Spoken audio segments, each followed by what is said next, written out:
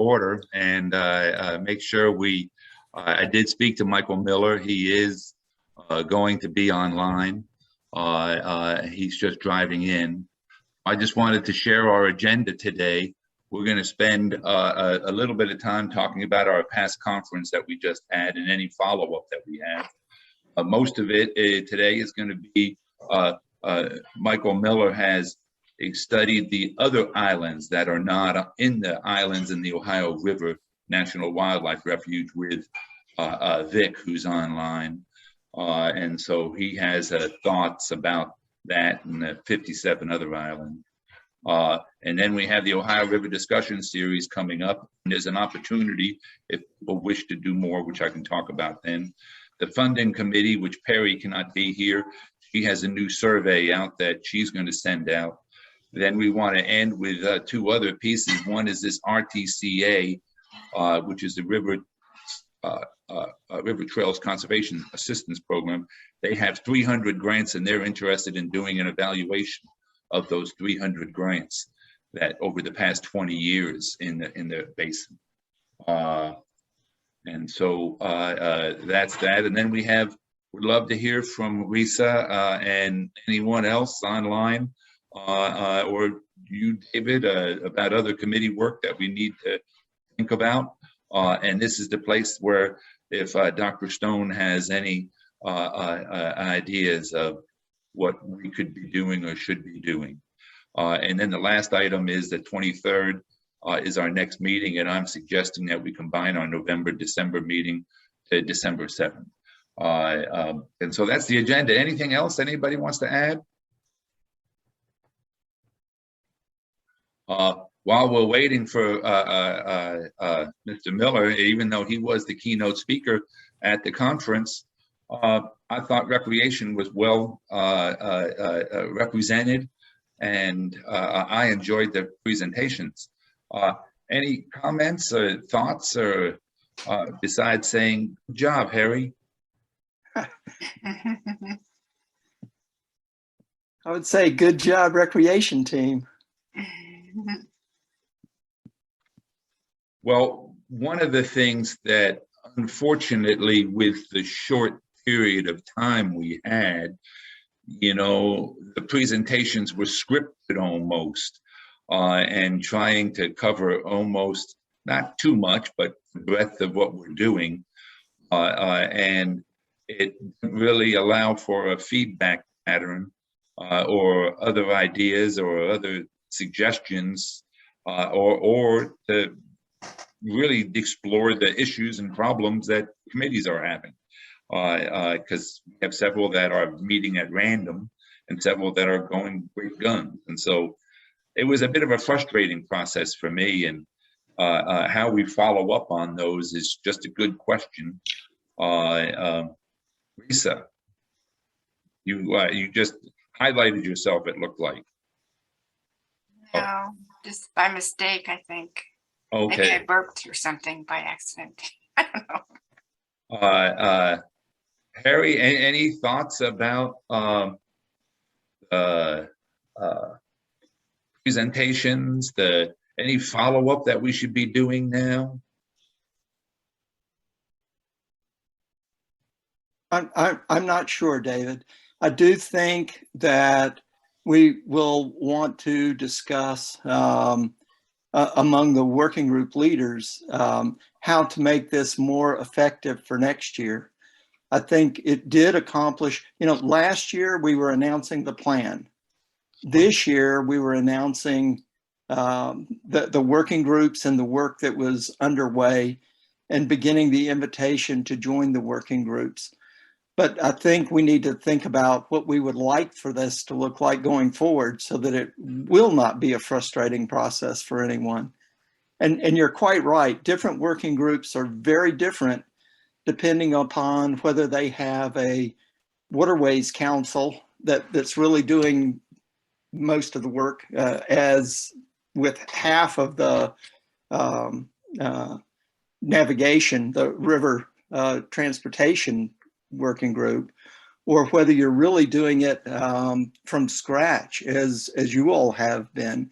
pulling together all the key players and starting to think about what's the best way to move this forward. And I just think you all have done a phenomenal job. I'll tell you the truth. You've made a lot of progress. Well, I've worked at universities, and one thing they say is, where's the money?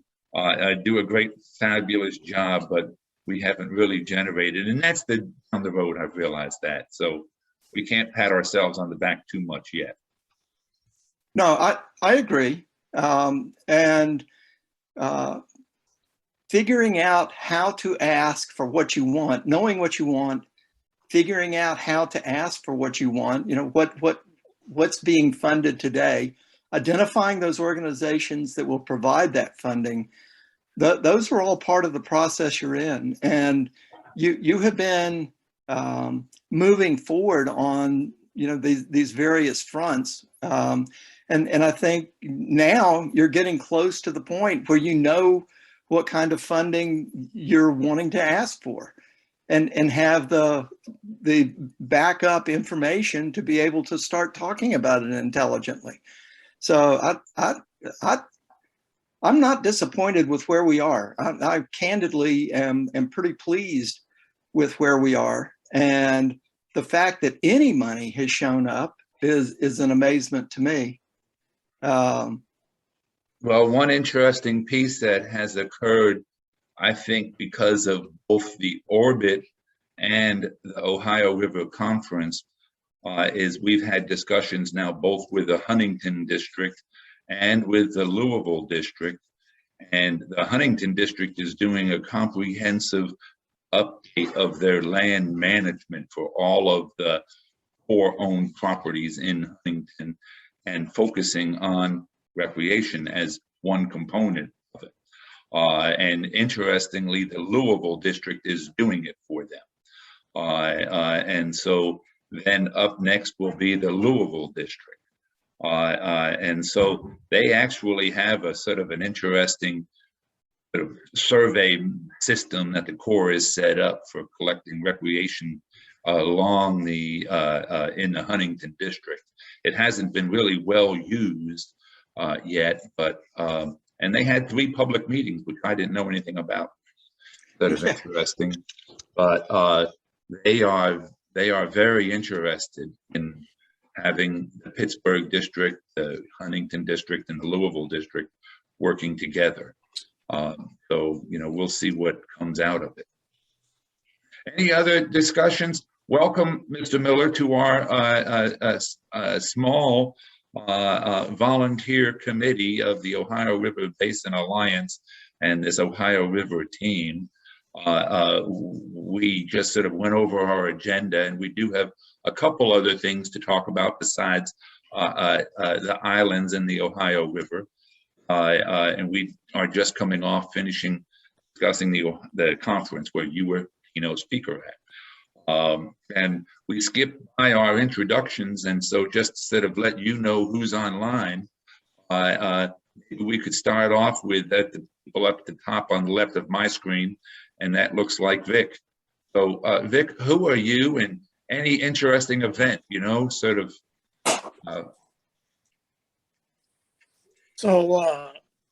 I am the refuge manager of Ohio River Islands National Wildlife Refuge up in Williamstown, West Virginia. And since I've got the floor, just something I was going to interject is that the Federal Lands Access Program that I used to get a couple of ramps put in or funded, at least they aren't in yet, but that I just pulled up their website, and they're showing that Kentucky and Indiana are process and development for FLAP program. So I think what that means is you can expect that those 2 states will be eligible for funding for FLAP program monies in the near future. So if anybody's got some ideas they want to address or look at, you know, if there's some nexus with federal lands, be it Park Service or whatever, I went down and took a look at little town of Vanceburg today, which is not too far from the Manchester Islands in Kentucky. And there might be potential to do something there. That's great. Did you meet with Joni there? I didn't meet with anybody. I don't know anybody there. Well, Vanceburg is a big supporter of the Ohio River Recreation Trail, and we've been there many, many times.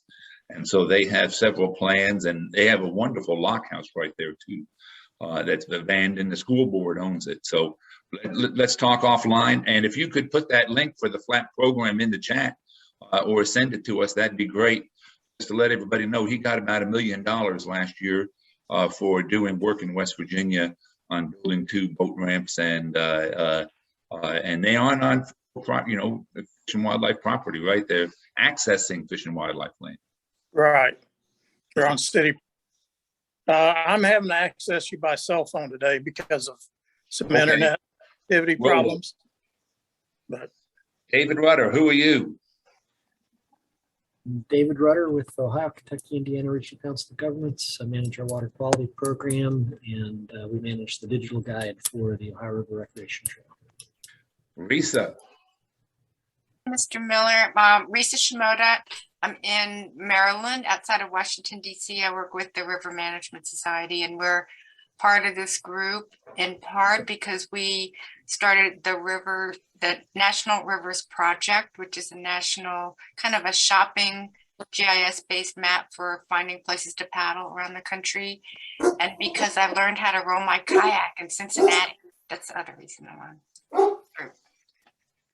on. Richard Harrison. Well, hi, Mike. Richard Harrison with Orsenko. Good to see you. I think I saw Mike last. He was actually paddling on the Ohio River. I was prepping for a river sweep, and Mike just happened to paddle by. So small world. Harry Stone. I'm Harry Stone, and I chair the Ohio River Basin Alliance. And Billy Bennett. I'm Billy Bennett. I'm the executive director of the Kentucky Environmental Education Council, which is in the Education Workforce Development Cabinet. Trish. All right, Trish Allison, Pittsburgh, Pennsylvania. Yeah, probably my coolest was paddling 2 weeks ago up on the Erie Canal. Want to do more of it next year. That's a very, very cool waterway. Renee.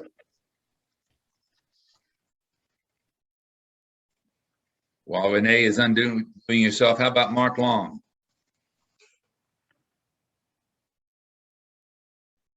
Or Mark Young, sorry. Oh, yeah, thanks. Yeah, Mark Young, Falls of the Ohio Foundation.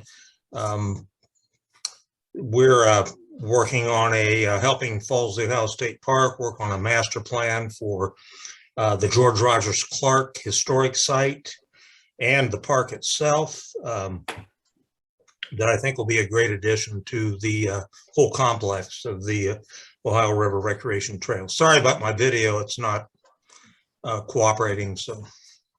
Mark is also humble. He's president or a past president of a national advocacy group for parks. So a humble guy. Brewster Rhodes, who are you? I'm sorry to be late. It's my birthday, and my family all called me at 4:15, so we had to talk in 5 different countries. I'm Brewster Rhodes. I live in Cincinnati. I'm the co-chair of the Ohio River Recreation Trail. Thank you.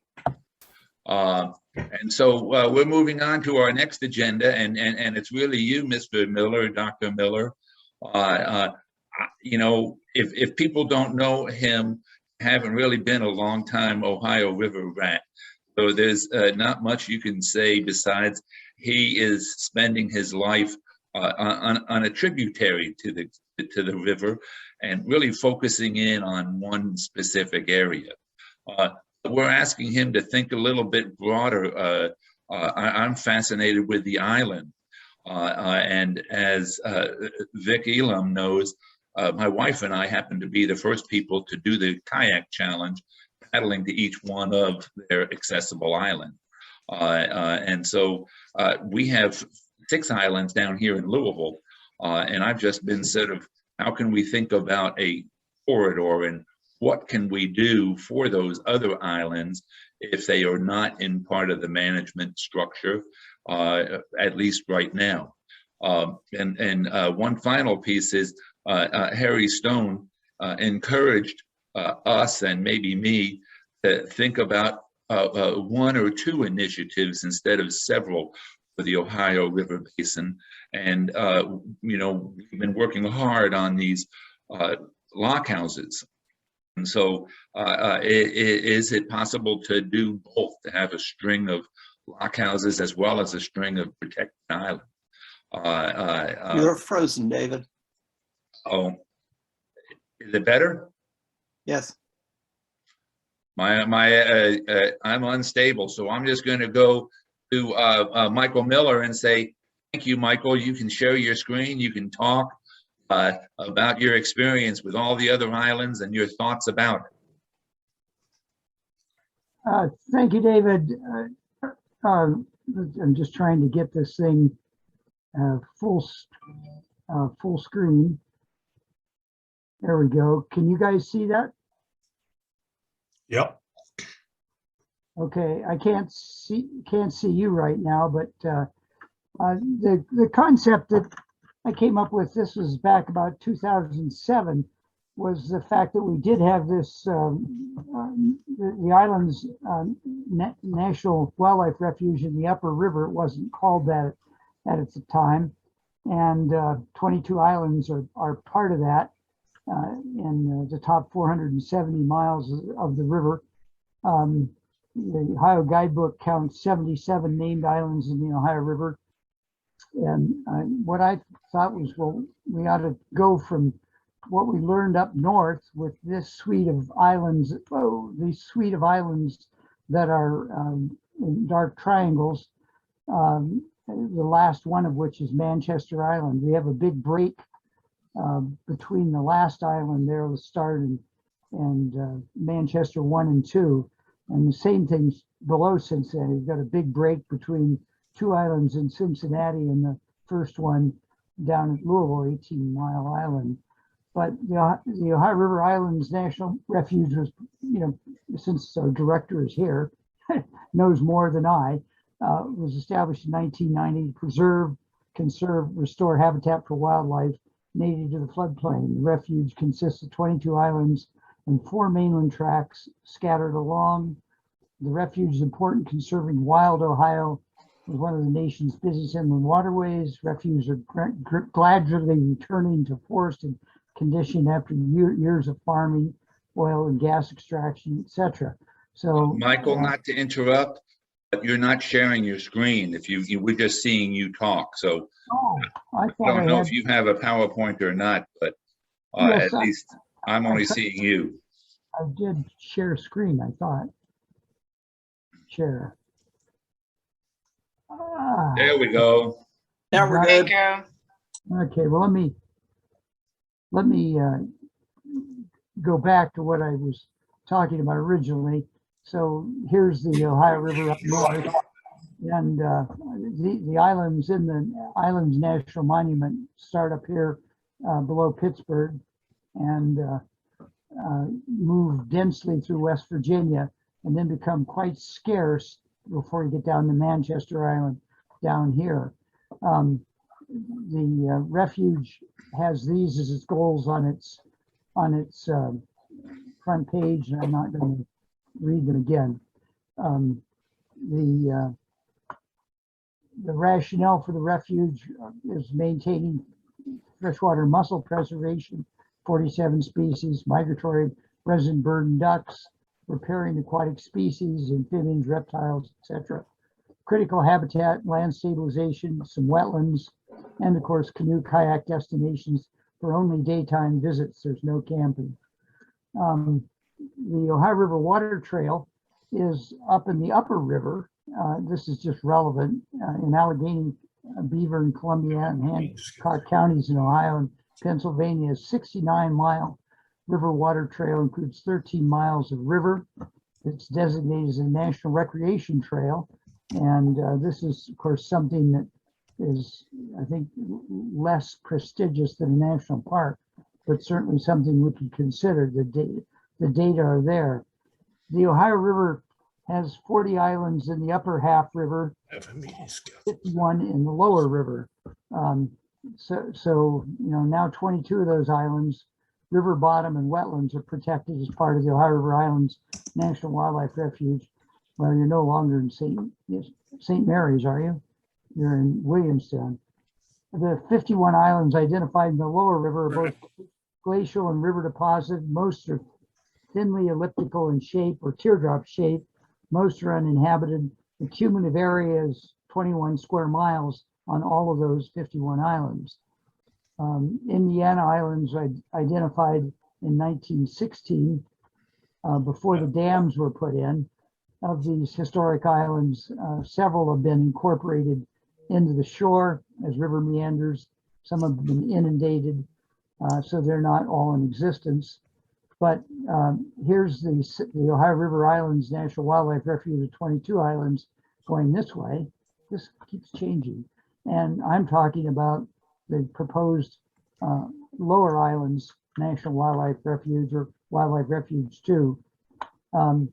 Here's one of the first maps done by Captain Harry Gordon in 1766. Here's a beautiful teardropped island, which I think is Stewart's Island at River Mile 914. And Captain Gordon identified islands. You can see here at 14 minutes, a large island in the middle of the river, at 17 minutes to where the Timber and Bank Island begins, island to shore, and so forth. He describes 3 islands here. He does this all the way down the river. Of course, many of those are buried by the new high dams. But the first 2 islands in the chain are here at Cincinnati. One is called Flannery Island.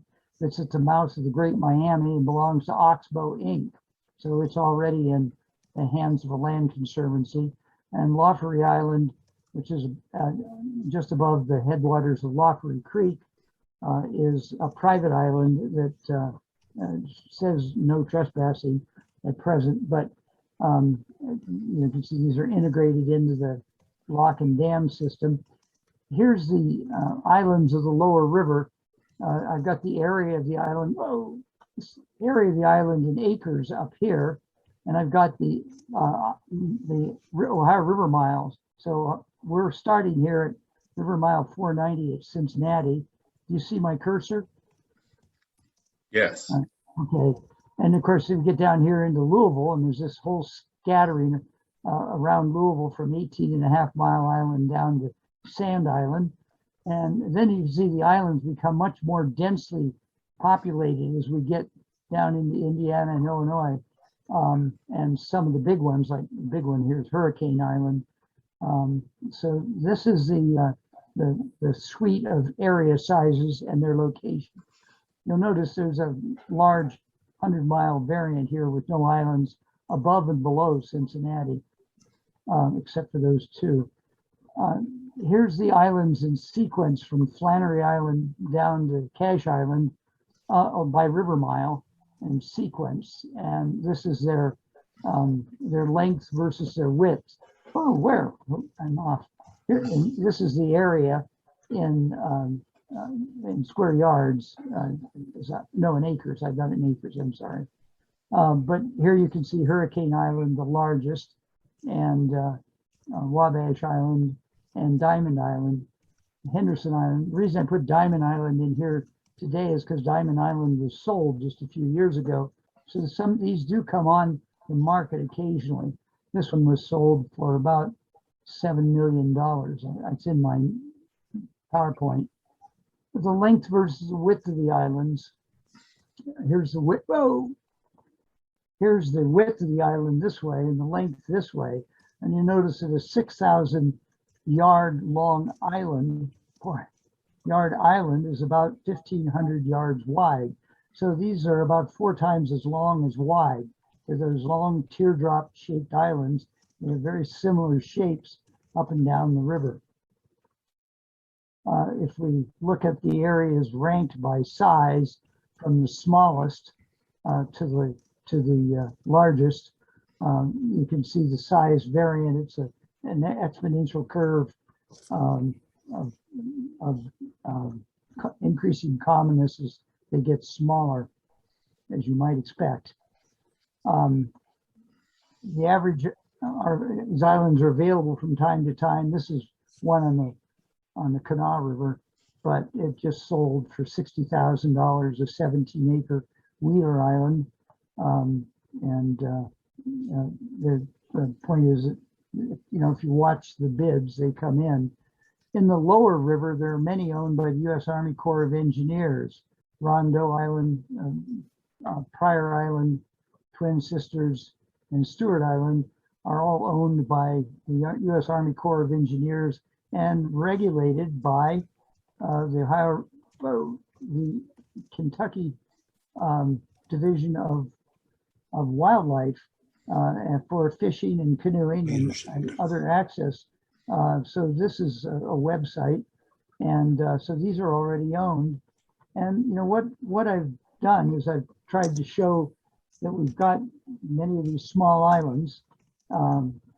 Many are already parks and protected by cities, states, and the Army Corps. The city, Louisville's got several, and the states own a few. The Corps owns a few. Obviously, the project needs a lot more research. What I've done, is where I was going to end. What I've done, though, in this PowerPoint, if you want to see it, is I put the aerial photograph over the photograph or the chart, so you can go up and down the island in sequence from bottom to top and see all the. Here's Stewart's Island that I pointed out from the 1766 diagram, and others of these have been sold. There's Sisters Island, Pryor Island, that we just talked about, and Rondeau Island, that are all owned by the Army Corps and permitted by the Kentucky Department of Fish and Wildlife Resources. So this is an interesting point. Cave in the Rock Island, where the pirates used to hang out. Sturgeon Island, Cincinnati Island down in the lower river, Shawneetown, Raleigh Island, the second largest Wabash Island. You can tell it floods much of the time. And so these islands, Slim Island in sequence, we're coming up river 820. Diamond Island Massacre, the Diamond Island, the one that was just purchased, was known for a family that was killed by 10 Native Americans. So there's history on these islands as well. Here's Dead Man's Island, Henderson Island, Dutch, Shuffletown. And this Henderson, this is Evansville. This is just about ready. This meander is just about ready to be cut off and become an island. You can tell it's completely overwashed by high water now, and it's going to become an isolated island here very soon. French Island, Hurricane Island, Yellow Bank Island, Anderson Bar Island, Flint Island, Sand Island. Now we're in Louisville. Here's the just upstream of which is already in public ownership. It's a protected preserve, publicly owned, I think. And of course, Shipping for Island is also a bird preserve.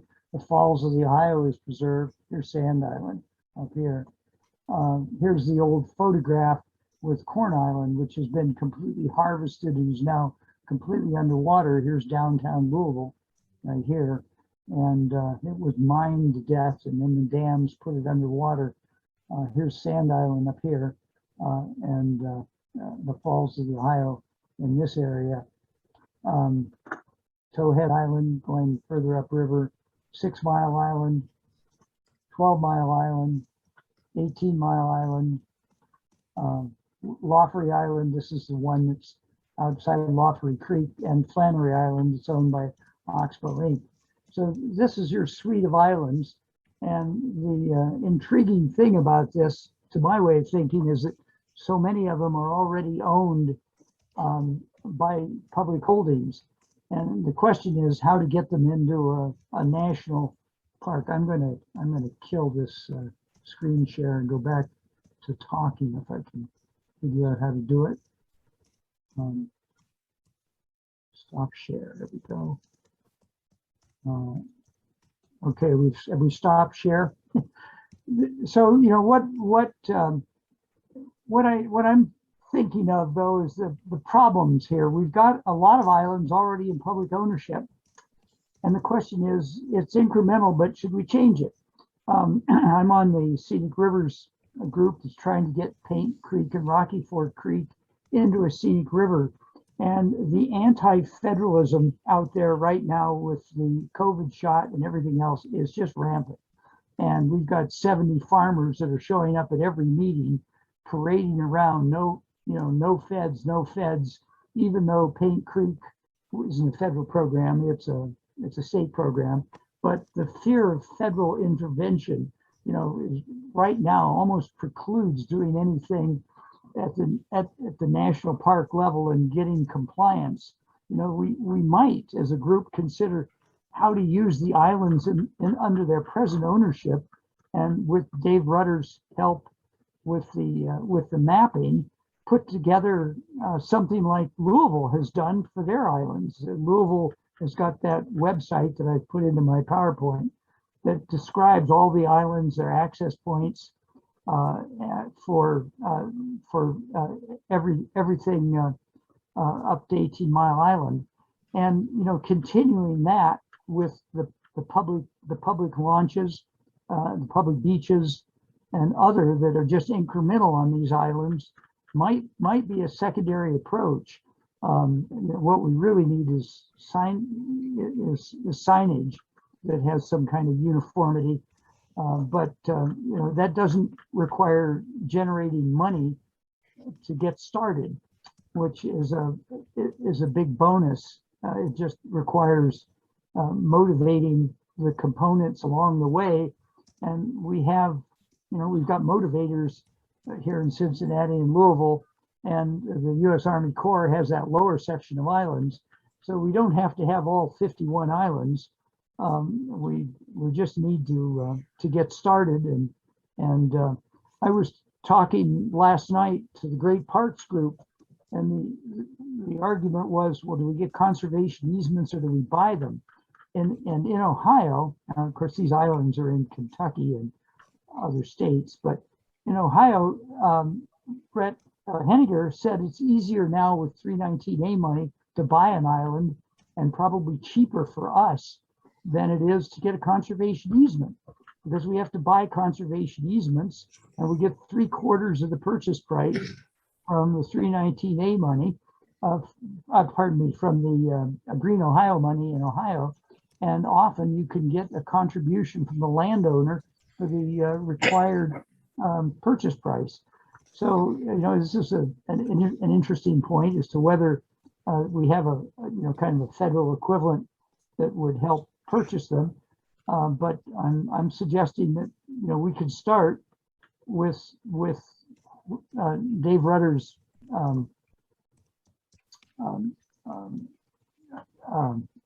website.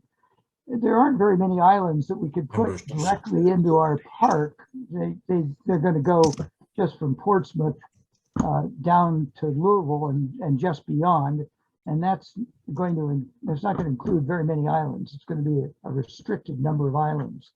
Not even a dozen, maybe 10. Well, Michael, let's see if other folks have some comments. We have other initiatives we have to talk about today. I wanted to see if anybody else, one of the concerns we have in Louisville, at least on 18 Mile Island, is private property. And some people think islands are public and anybody can go anywhere they wanted to. And so there is a whole private property issue. And we want to respect that, but that long-term management. No membership fee. And does anybody have any comments or thoughts or? I want to say we have those islands that are within the trail. I think we have them pinpointed with They're identified as points of interest. I'm looking at it right now. I know we've got Lafayette Island in there. We don't have the one at the mouth of the Miami. That one is not identified as a Well, point of that's something interest. easy we can do. You know, the only one that's has legal camping on it right now is 12 Mile Island that I know of. And Well, so you can't camp on any of the islands in the wildlife refuge either. that's right. It's all Oh. day visit. On one of your websites for Paddle Louisville says there's a beach you can land on 18 Mile Island. I think. Well, you can land on 18 Mile Island as long as you stay on the beach. As soon as you go above the high water mark, you're on private land. Yeah. And so how people camp there is just one of the issues. I have talked to the owner, and she would love to donate the property at some time. She's quite a wealthy woman who has significant holdings right there and is enamored with the river. Any other thoughts about a linear process, or, you know, so one suggestion is to start, you know, really looking at the islands on our mapping system. There are other things that we could have, you know, as we, you know, the world is going to change. Is there something we can do now to get us ready to make a pitch, to expand the scope, or to create a national park, or to work with the Corps more? I will say, and this is just because in my recent travels and driving along the French Broad and saying that looks like a really neat river to paddle, been designated a water trail. They've actually within that developed primitive camping, but paddle in only camping points along the French Broad in a number of spots, nicely spaced out within that, and just wondering about those possibilities within some of these islands of being able to do that are currently private. Would there be the potential to do that? Those are all developed by the French Broad River keeper. He just went from place to place to place to place to place, whether they're public or private, and he developed relationships and went to the potlucks, and, you know, his apple cinnamon crust was really good. So, you know, he just got to know everybody and develop that from a relationship standpoint. The only other thing I could think of is, this is a federal thing, but you could maybe a partnership, Wild and Scenic River. They're all on rivers where there is no federal land, zero. And there's so it's communities, or, you know, it takes a lot of people getting together to develop a management plan to protect what's there, but it can be very developed. It doesn't have to be wild or, you know, rural. Are you suggesting the Ohio River be a wild and scenic river? Yeah, the lower Delaware there's, you know, there are really busy, heavily developed areas that are wild and scenic in the wild and scenic system. Their partnership, the Great Egg Harbor and Morris River, there's no private land, zero. I mean, there's no public land, it's all privately held. But you have to get all the landowners to kind of get together and develop the plan. It's complicated, but it can be a protection. Then if it's legislated, then it's managed half by a Park Service person and half by the group, whoever that is. I mean, it's complicated, but it's a federal protection. I was just going to ask, are all the islands, is what is in the water, does what is in the water belong to Kentucky in the whole Ohio River? Or is it split down the middle? No, West Virginia has a little role. You know, Kentucky doesn't own where, you know, West Virginia or Pennsylvania is. But I think all the islands that are in the Ohio Kentucky section are Kentucky Island, but not necessarily owned. You heard that they were owned by the U.S. Army Corps. You know, in Louisville, they own 3 of them. and 2 are open to the public during the day. 1 is off limits. The majority of those islands, maybe to answer what you were, they're in Kentucky. Like the Kentucky border extended to the north shore of the Ohio River pre-dams. So with the dams raised the water level, pushed it back. So within that, then Ohio gets a little piece of, a little sliver of the Ohio River is within Ohio, same within Indiana. But for the most part, historically, that boundary was the north shore of the Ohio River, was the Kentucky border. Well, I'm going to cut this off because we try to keep these calls to an hour, and we wanted to thank you, Michael, for encouraging us to think river-wide, think big, and incremental on how to get there. And so, Vic, do you have any comments, any thoughts about the best way for us to proceed as we want to think about additional protection and enhancement of the islands below you? I think if you're interested in, first of all, I think if you really want that to be part of a national wildlife refuge, with restrictions that come with that, you would rather some of it not be. But if that is something you really do want to pursue, it really is going to take a lot of what I call grassroots support. You're going to need to organize and put pressure on. Probably politically is probably the way to go. I would say going through my agency, I've already kind of pushed those buttons a little bit, and it's not going anywhere. I'm not saying it's not possible if it comes from somebody else, but you also might go to the other region, which would be Legacy Region 4, which typically was Kentucky. They may have some interest in doing it rather than Region Legacy 5, which is the region that I'm in.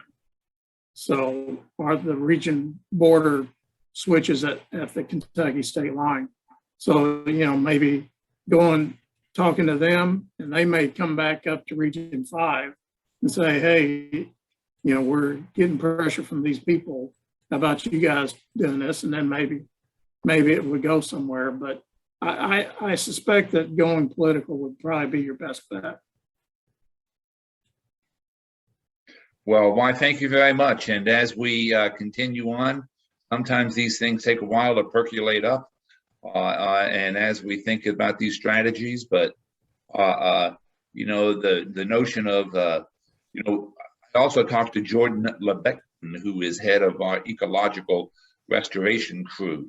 And his question was, maybe there's a need to study the habitat a little bit on these 51 other islands, and what is the potential for habitat for migratory species. I don't know if there, I know you on the length of it, Michael, several times, but you didn't specifically study the ecological integrity of the islands and what is the potential for enhancement of them. Hope Taft thought she could get us an appointment with Senator Portman before he left office to discuss the islands, but. Well, there's lots of ideas. Thank you very much for a wonderful presentation. I'm just very excited about the possibility. Once the PowerPoint, I can email it to him. Well, please do, please do. I wanted to just share my screen here just briefly. We have a couple other agenda items, and that is the Ohio River Discussion Series. So if you see my screen now, on November 16th, we have our next webinar. Many thanks to Richard Harrison and Jen from Ohio State. who is now the chair of it. We have 3 crews talking. This guy here, Scott Martin, is a Louisvillian, and he's raising $100 million for a brand new park on the Ohio River. It sort of is an exciting piece for us. Here's his picture of his website here called Origin. And believe it or not, this is the Ohio. There's Shippingport Island right up on the right-hand side up here. Sand Island and Lewis and Clark Island are over on there. But at certain See that, We're not David? seeing it, David. You're not seeing it? Oh, no. Well, I'll send you the link. It's just a beautiful little website there. And so we also have the National Park Service, and Francis is going to be a presentation on the Ohio Riverway, which is coming up. And so that's on November 16th. And we encourage everybody to be there. You know, Francis Known is going to talk about a new initiative that's merging the Ohio River recreation trail with the Ohio River Way. And so we'll have a good discussion around that. Then if other people have suggestions on future webinars, they are very open to them. One of the suggestions, we're working with Miriam with Adventure Crew and featuring 2 high school students from Cincinnati and 2 high school students from Louisville and 2 high school students from Nashville, who all are involved in river-related projects. And so that might be in May of next year. So if you have other ideas, please get them with me. There's 2 other quick items here, and that is this funding survey, with the funding committee's survey. Perry Thomas has asked me to include this, and she will be sending out a link, and she would like people to work on that. It is from the Mr. King in West Virginia established it. Then the next item is RTCA, which is River Trails and Conservation Assistance Program. And this project is quite fascinating. The past 20 years, there has been 304 RTCA programs in the Ohio River Basin. And there has been no evaluation nor documentation after the projects have been done. And so we've had 2 conversations now with Stephen Norfield in Washington, D.C. Harry was on one of them with me. And they're interested in finding possibly a fellow or an organization to really spend a couple years to sift through 300 applications and to see what the economic impact has been. So it's an open-ended investigation within 3 different divisions of the National Park Service, because the Ohio River Basin is sort of paired apart. And so I am asking if anybody has any thoughts or individuals who are interested in a meta study that would like to help see what it could look like. Do they have money? There is a good chance that the Fellows program of the National Park Service pays a stipend and they're associated with it, or it could be a straight grant. So it's all open. You know, I'm assuming it's going to be a grant to fund somebody to do this, and working with the 3 districts. And so it'd be an interesting opportunity for somebody. And before I submit my final letter, I'd just like to say there's folks interested. I'd love to if there's money to pay for somebody. Perfect. You know, now not all of them are involved with water, though, just to let you know. You know, they have the wide ranging piece. It's very similar to what Seth Wheat, when he did his analysis of the SCORP, that the majority of the the majority of the land and water conservation funds were funding sidewalks and playgrounds and urban parks. And So It's a okay if lot of, they're Ohio Basin. They're Ohio Basin, that's a context is good enough. and so I will follow up with you, Lisa. Is anybody else interested, or certainly follow up with me afterwards if you know of an evaluation documentation type of person, because they're looking at increasing their budget. The National Park Service is looking at where best to place it. And I said, study what you've done, you know, and see. One of our issues, you know, Andrea Ireland is going to do part of this webinar coming up. And one of their issues, we have 6 or 7 towns that would love to do an RTCA grant right now. And they take into account geography. So if Westport had one, you know, 50 miles away, you can't have another. So they just have too many applications. So they're spreading it around. And so we increase the number of possibilities. So they're very interested in that. Any other thoughts or comments? The last one is, are there any other committee suggestions, ideas that we need to talk about now? I wish to thank everybody for their hard work, and stay tuned. November will be our webinar, and then the last thing on the agenda is next meeting, and I have suggested that we have it on December 7th, and I'll even Pearl put it- Harbor Day. That's Pearl Harbor Day. It's on a Tuesday, and so we have this December 7th at 4 p.m., just like what we're doing now. If you can make it, that'd be great. If you have a terrible conflict and you want to change it, let me know. Have a great weekend. Thank you again, Michael Miller, for the enthusiasm and the commitment to our river. You know, I just wish every tributary had an advocate like you. It'd be a different world, I think. Harry Stone, do you have any other final comments for us before we stop our meeting? I don't. Anything else for the good of the order? Just one thing, comment about camping on islands.